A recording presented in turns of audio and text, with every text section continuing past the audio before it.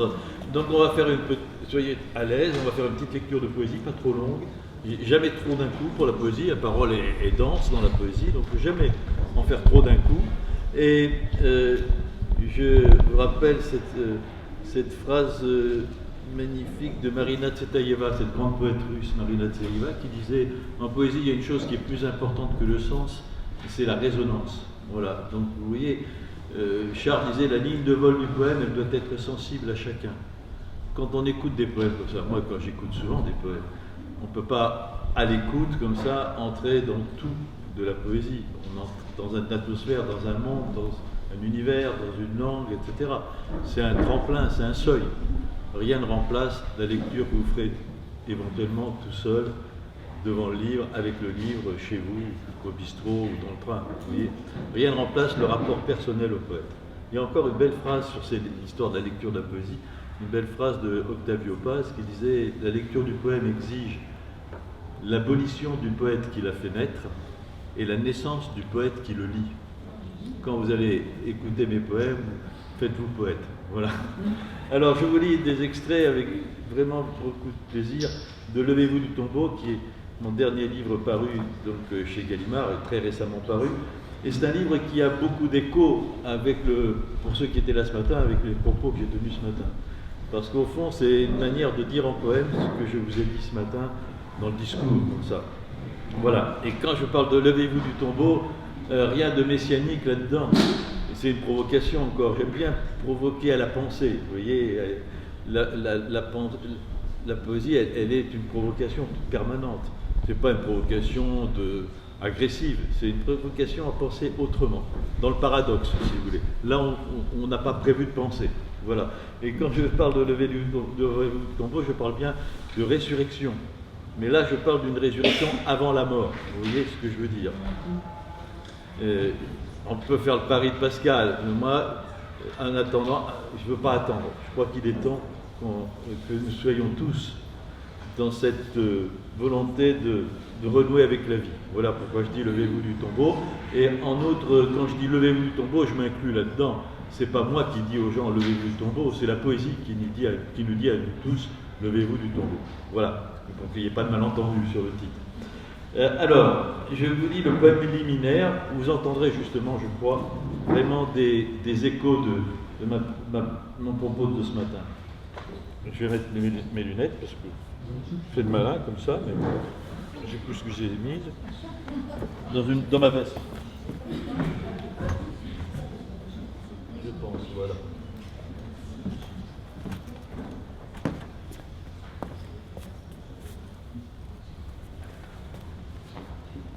Il va falloir enfin que la poésie gouverne, elle qui n'a ni pouvoir ni assurance, elle dont la pensée est tantôt cheval de steppe, tantôt poignée de mésanges jetés au vent. Il va falloir s'attabler à son désordre, étant donné les ordres, désordre hautement désirable, seule liberté qui ne soit pas soluble dans l'excuse, assez d'assigner toutes choses à nos desseins, arbres, rochers, pluies, abeilles et rivières. Il s'agit de les libérer de l'idée, et selon la loi d'Orphée, de reconnaître en elles les maîtresses d'un chant que nous ignorons. À ce point de l'histoire, plus de doute, nous sommes les violents. La vanité interdisant l'amour, nous n'avons fait que saisir sans étreindre. Seul le poète n'est pas l'usurier de la vie. Il donne sans rétribution, mais il ne donne que ce qui ne se possède pas. Il va falloir combattre des mains, des yeux, des lèvres, la laideur d'actes et d'intentions dont sont la cause la puérile peur du vide et toute fin qui ne sont pas d'amour. Le poète n'a que des rébellions amoureuses, c'est-à-dire sans égard pour les chaises bavardes. Il n'est pas même l'ennemi de ses ennemis, parce qu'il ne mange pas de leur pain amer. Ses colères souvent sont joyeuses et rondes comme clairières dans la forêt. Tuer le poète, ô Lorca, la poésie renaît dans le soleil qui suit. Sous le gouvernement de la poésie, la laideur, bien sûr, comme toujours, aurait sa part. On n'échappe jamais tout à fait aux mollesses du cœur. Mais la vie, simplement, serait à chacun le seul objet de son désir. Voilà ce poème un peu programmatique, si je puis dire, du début. Alors ensuite, la partie qui suit, il y a plusieurs parties.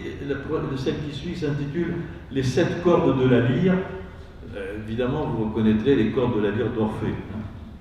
Et j'ai mis en introduction, en exergue, deux vers de Hölderlin qui dit ceci: « Car ce n'est pas affaire de puissance, mais de vie, notre désir, joie et convenance à la fois. »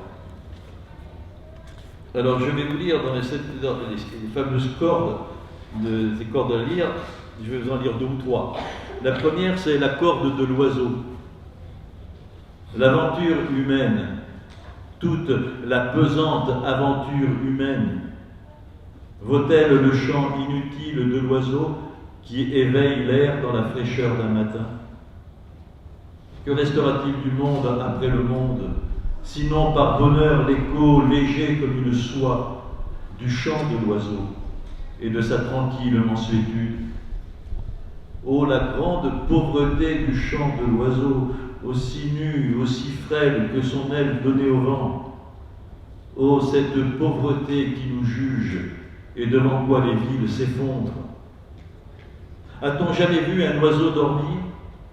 Il vole, ou il chante, ou il regarde immobile le temps traverser l'espace. Il ne songe pas comme nous à la mort qui s'ensuit. L'oiseau ne pense pas, il fait de la présence une chose simple, une patience qui mûrit comme un fruit. L'oiseau jamais ne craint de perdre la lumière. N'est-ce pas lui, si un hiver la dérobe, qui franchira l'infini du ciel pour la retrouver?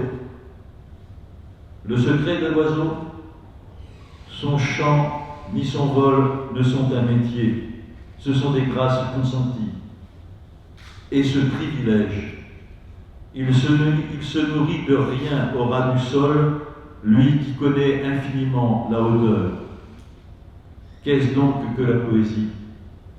Parole d'homme faite oiseau, et dans cette parole montante, essor de l'homme en lui-même, au-dessus de lui-même, demeure entre la mort des feuilles et la flamme des soleils.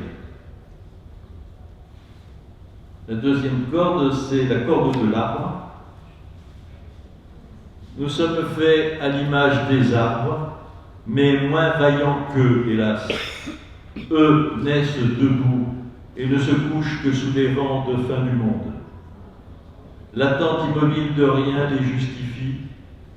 Ils ignorent l'ennui, cette maladie d'homme. Ils aiment nécessairement ce qui vient à eux. De la terre obscure et profonde, ils font vertu de feuilles, de fleurs et de fruits. Un soleil comme une pluie les contente, un vol de passereaux les couronne. Un arbre comme un homme frissonne sous le baiser du ciel, mais il n'a nul besoin de la fable d'un dieu pour en tirer la force qui l'élève. Ô l'arbre qui boit le soleil puis la neige, qui dans l'orage échevelé se dresse face à l'éclair. Il est l'obstination verticale qui humilie l'homme au front baissé devant la mort.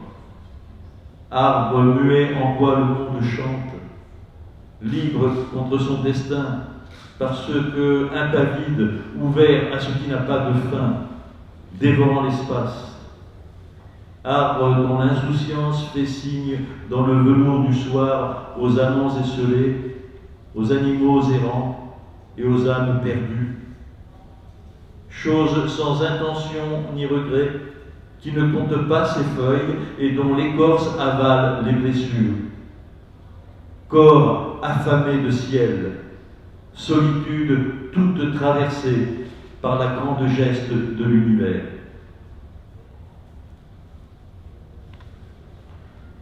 Et je vais vous lire la corde du silence, la troisième. J'ai le souvenir, comme vous avez sans doute, d'un rythme mystérieux comme feuilles qui tremblent quand il n'y a pas de vent. N'est-ce pas ce cœur qui bat dans les choses muettes, dans la pierre, dans le bois, dans la lumière, et qu'on entend par la peau, qui nous vient au front comme une neige chaude, ce qu'on nomme ordinairement le silence. Ô silence du monde, perdu comme une joie lointaine, fais-nous cortège encore, ô silence charnel qui donne un corps à l'âme. Nous aurons mal vécu si nous refusons nos mains au baiser que tu donnes. Tu es un peu comme l'envers du jour qui ne serait pas la nuit, mais la profondeur d'un champ, où tu serais dans le corps des amants, après l'amour, cette tempête étale et tranquille qui dure dans le sang.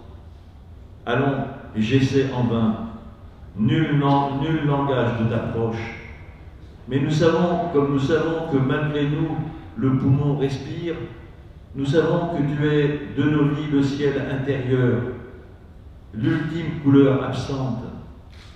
Silence que la science ignore, mais que même l'enfant amoureux d'une branche entend. Silence qui passe dans le bruit des hommes comme couleuvre glissant dans l'herbe. Mais qu'est-ce, au fond de tout, cette grande paix insoucieuse que notre corps appelle comme une caresse égarée?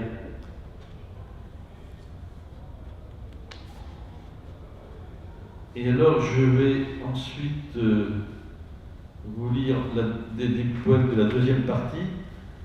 La deuxième partie s'intitule donc « Levez-vous du tombeau », c'est le corps du livre. La troisième partie s'intitule ensuite « La théorie des ardents ». C'est un dialogue avec des poètes, des peintres, des personnes que j'ai rencontrées.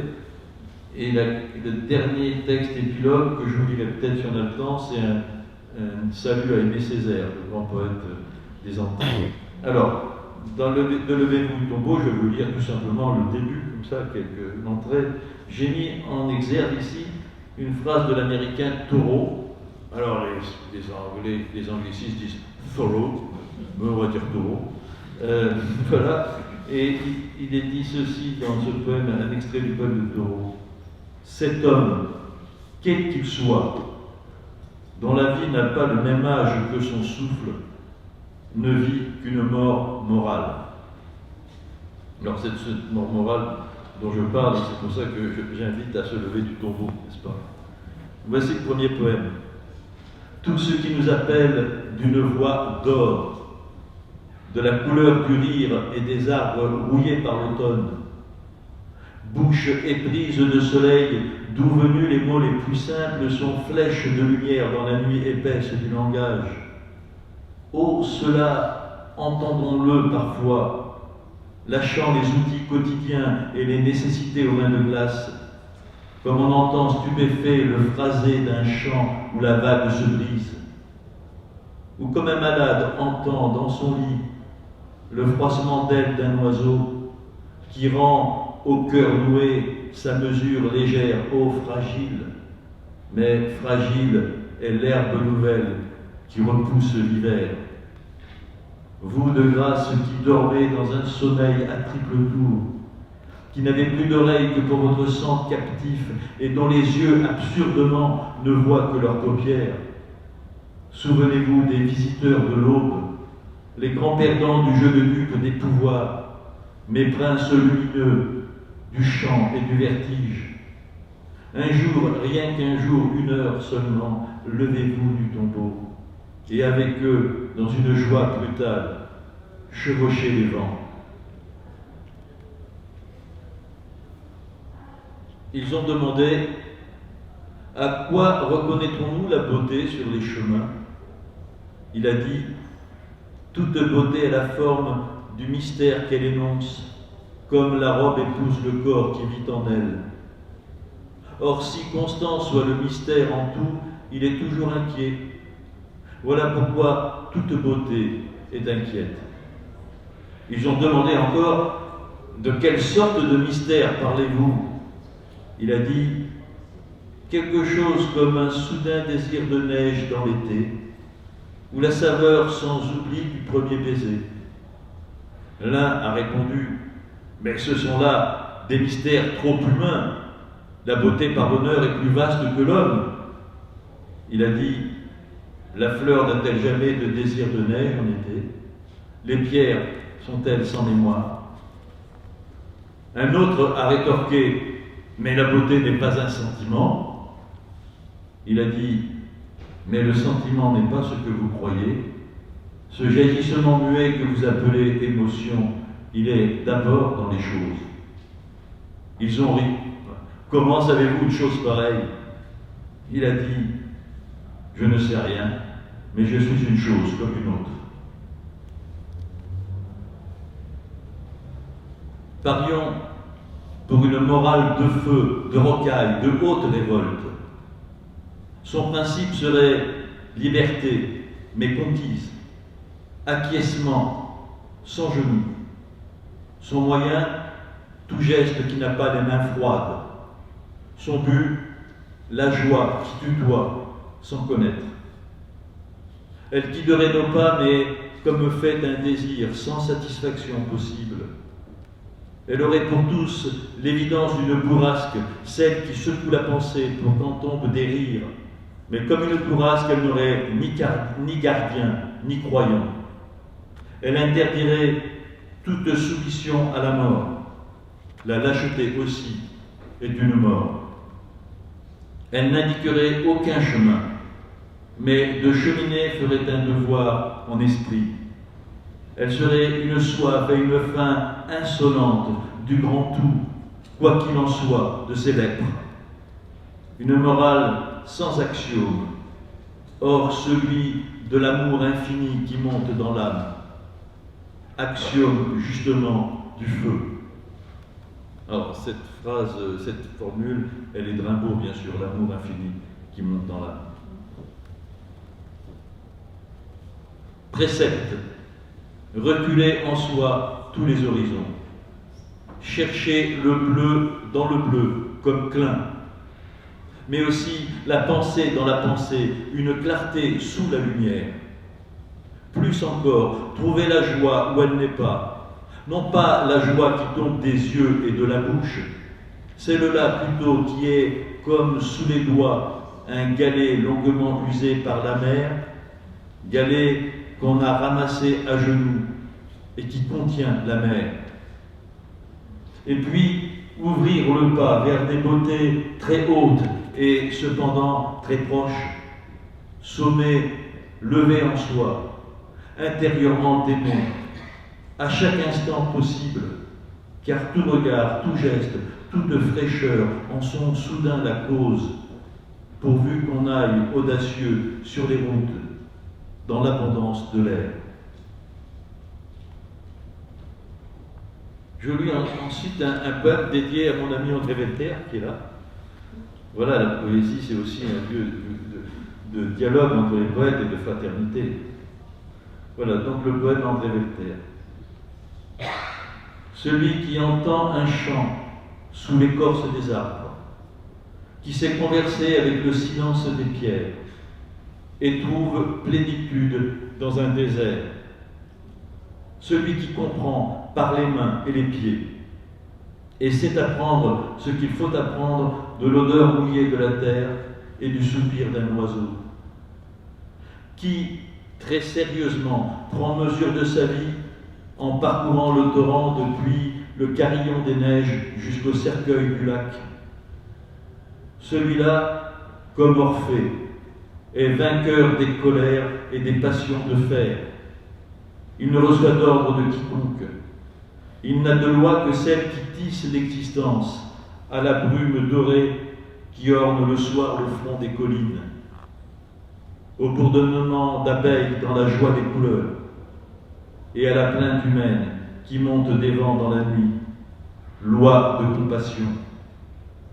Mais il lui aura fallu un jour comme Orphée descendre aux enfers pour comprendre ce qu'il aime, l'avoir perdu, être revenu errant sous un ciel trop lourd pour sa nuque, et avoir reconnu en lui une solitude peuplée d'un amour sans raison pour tout ce qui vit.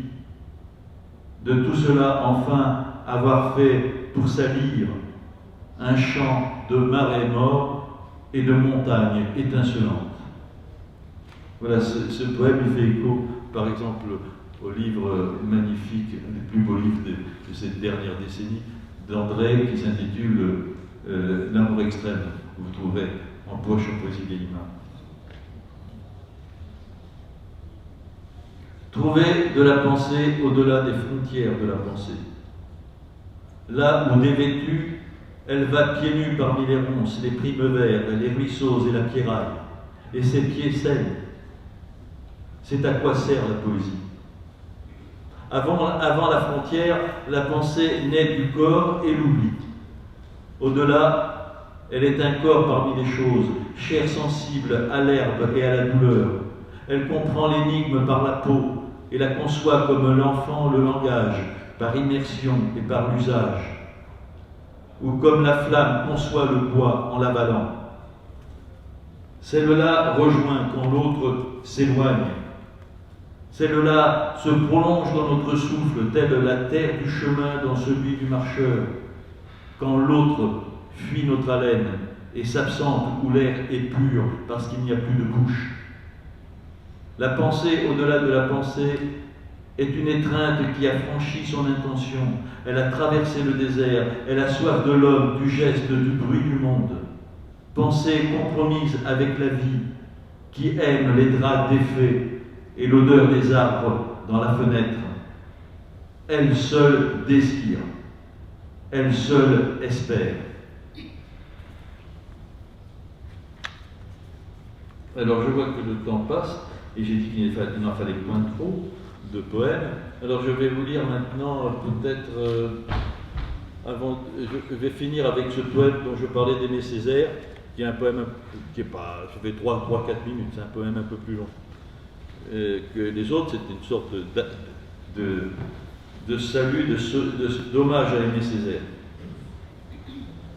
Ça s'intitule exactement « Césaire bousculant indique le chemin ». Salut à toi, Aimé Césaire, salut à toi, salut. Nous avons besoin de toi comme jamais, ici, aujourd'hui, dans notre îlot de détresse fade, en ce début de siècle qui devrait être un début donc, un pas de vigueur, un œil ouvert à tous les commencements. Nous sommes des finissants harassés, fatigués avant le pas, arc-boutés contre le vent d'épreuves noires, du sang versé, de la pensée blessée, des liens perdus, des soleils éclipsés. Tu disais, la torpeur, le torpide, cela m'écrase. Nous sommes les écrasés. Tu disais dans la voix d'un rebelle qui parlait quand les chiens se taisaient, nous sommes aveugles, aveugles par la grâce de Dieu et de la peur. Et tu ne vois rien parmi l'herbe nouvelle. Nous ne voyons rien, nous avons peur.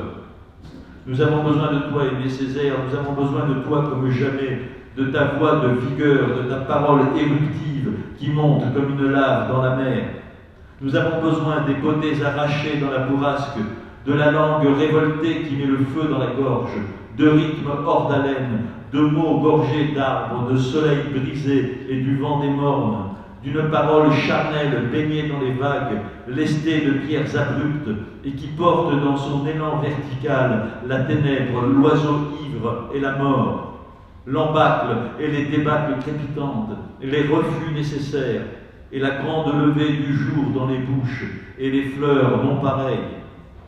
Il nous faut revenir à toi, Aimé Césaire, retrouver quand tout tombe, retrouver le langage qui monte, qui érige un désir au-delà des larmes, dans le chant, dans la soif, dans la saveur et la couleur abondante. Tu disais, j'habite une soif irrémédiable. C'était dire, j'habite la poésie.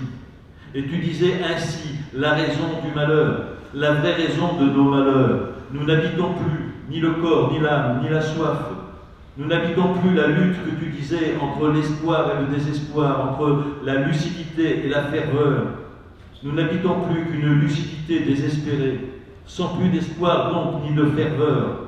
Nous n'habitons plus la parole, demeure désormais sans fenêtre, sans l'œil du serpent sous la table, ni la rumeur d'abeilles dans les murs. Non, décidément, nous n'habitons plus. Alors, nous avons besoin de toi, Aimé Césaire, oui, nous avons besoin de toi plus que jamais, comme de tous ceux de ta trempe. Nous avons besoin du poète irrémédiable qui, dans son hymne, affranchit d'un coup l'âme humaine de ses esclavages. Il est grand temps de faire retour à la poésie, notre pays natal. Les peuples naissent avec la poésie, disais-tu. Eh bien, ils meurent sur la crève des yeux d'avoir perdu la poésie. La poésie, arme miraculeuse contre la mort et ses mille façons invisibles et ordinaires dans la vie même. La poésie que tu disais conquête par la révolte de la part franche où se susciter soi-même. Oui, nous avons besoin plus que jamais, Aimé Césaire, de ta foi persévérante dans la poésie.